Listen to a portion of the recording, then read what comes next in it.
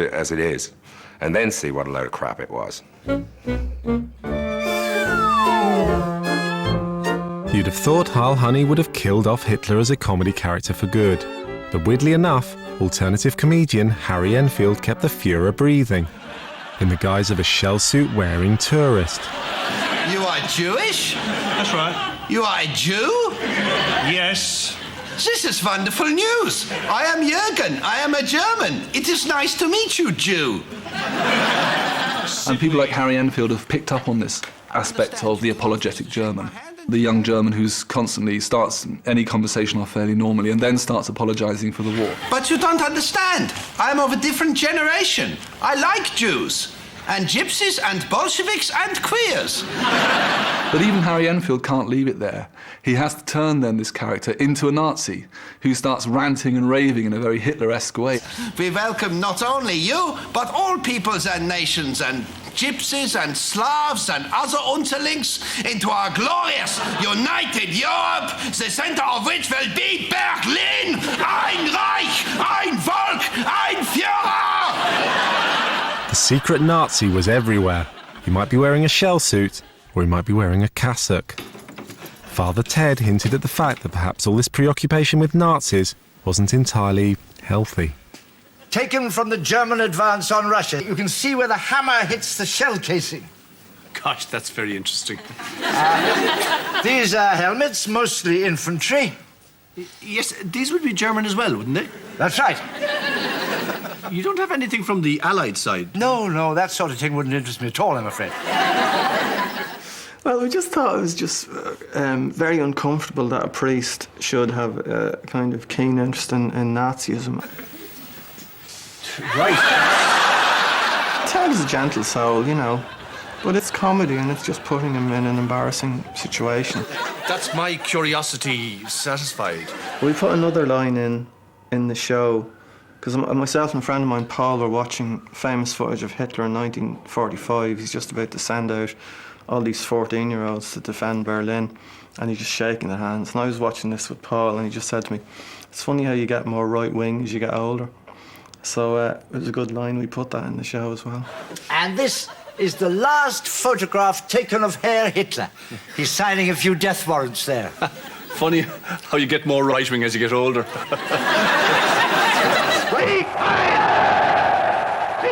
As we moved into a new century, Hitler came with us. Only this time he was rewriting history and showing us that he'd had a lot more fun than we'd ever imagined.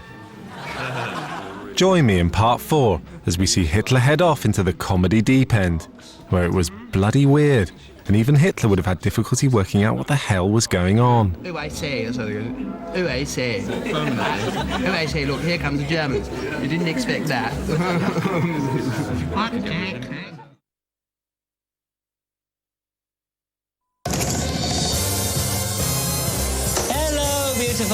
They may work in entertainment, but does that mean they can actually entertain? I'm the hostess with the mostest. This is such a tough job. 4 celebrities each hosting their own unique dinner party.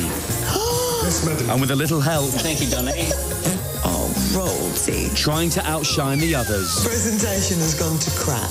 She's really cooking this? I can't believe Caprice put hers in a Tupperware box. Give us a kiss. I've got chili all over my face. It's burning. She so just hit me. Another chance to see Celebrity Come Down With Me next Wednesday at 7:55 on More4. This Christmas, give the gift of magic on Disney Blu-ray and DVD. Experience the adventure of Narnia like never before. They're so cute. Who said that? The Chronicles of Narnia, Prince Caspian. Are you ready for your journey? From the makers of High School Musical, get ready to rock. With the Jonas Brothers and Demi Lovato, Camp Rock, the extended Rockstar edition. And discover how her story began. Tinkerbell. In an all-new adventure. It's incredible. Tinkerbell, The Chronicles of Narnia, Prince Caspian, and Camp Rock on Disney Blu-ray and DVD now. Wembley's waiting for Mike in Cirencester to finish doing his hair. With Freeview Plus, you can pause live TV. Yes Man is a terrific feel-good comedy. Jim Carrey in brilliant form. Say yes to this comedy gem, Yes Man.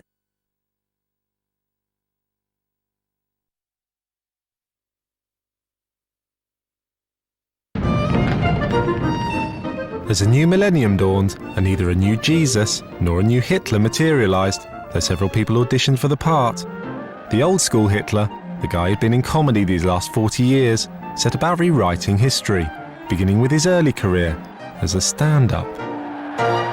That stuff that you were doing, was that the Ukrainian bread shortage stuff? Yeah. Was that ad-libbed? Because it was fucking brilliant. No, I bet that's for a while. You know, you moan about not coming up with new stuff, and then Hitler did all these Nuremberg rallies where there's hundreds of thousands of people at them. But obviously afterwards he would what would he have done afterwards? So he just had him going back to the green room and meeting all these acolytes and hangers-on. The other thing I was going to ask you was just basically when are you on next? Because I want to catch that show basically. Because then it's as good as tonight. Well, I'm doing Cologne on Thursday. Hitler's become a cynical, debauched hack, tired of keeping up the pretense of being a clean-living, Nazi. If you thought that was weird and post-funny, check this out. And here she comes, Princess Elizabeth, gliding effortlessly towards the altar. Now, in Nuts A Go-Go box office Turkey, Churchill the Hollywood Years, Hitler goes completely off his rocker and decides to invade England in order to marry the Queen. The ceremony presided over by that bloke from, you know what he was in. Oh, whatever. I thought you were marrying Hefner. Anthony Sher plays a vain, nutty Hitler, and Christian Slater plays Churchill, Bruce Willis style. Who are you? Churchill. Winston Churchill. And it's game over, pal. It's a kind of Hollywood blockbuster spoof. Churchill is not an elderly, ageing Englishman. He's a young, fit American GI who's going to save us all from the Nazis. The film climaxes with the collision of every war film cliché there ever was. Yes! Winston, you gorgeous thing! Churchill blowing away the Nazis, much as he did in real life. Drop your toolies, ain't nobody leaving this bitch! After 40 years of weaving his own story into ours, oscillating between very funny and not funny at all more times than you care to mention, Hitler has become part of the comedy furniture. His job is done, but not, thank God, the job he wanted to get done. Even though Hitler's moved into semi-comedy retirement, the Nazis are as funny as ever. Though we don't call them Nazis anymore. We call them Germans. First couple of matches, like we have. The British German ding-dong is now a comedy routine, and the humorless German a panel show staple. We win anyway in penalties. I'll tell you what. If you would like to win the World Cup, you have to train penalties. Actually, Stefan wasn't actually going to be on the show. We were going to have Les Ferdinand, but Stefan got up at 5 o'clock this morning and put his beach towel over the chair. In fact, a German politician not so long ago gave us these 4 characteristics by which you can recognize modern Germany. She has the oldest students, the youngest old-age pensioners, the shortest working hours, and the longest holidays. Well, that makes for a very happy-go-lucky people. This old shop-worn notion of Germans as Nazis with a dictator called Hitler couldn't be further from the truth. The Germans have dropped the Führer, but we haven't. And in that sense, Hitler truly has become a British comedian. Friendless and alone, Hitler surveys the wreckage of his campaign. I don't care how many people want to shoot me. I am staying the boss, comprende? As he suffers one final humiliation. Hi. No, my God, they've double booked the bunker. It's just that Hitler's so perfect.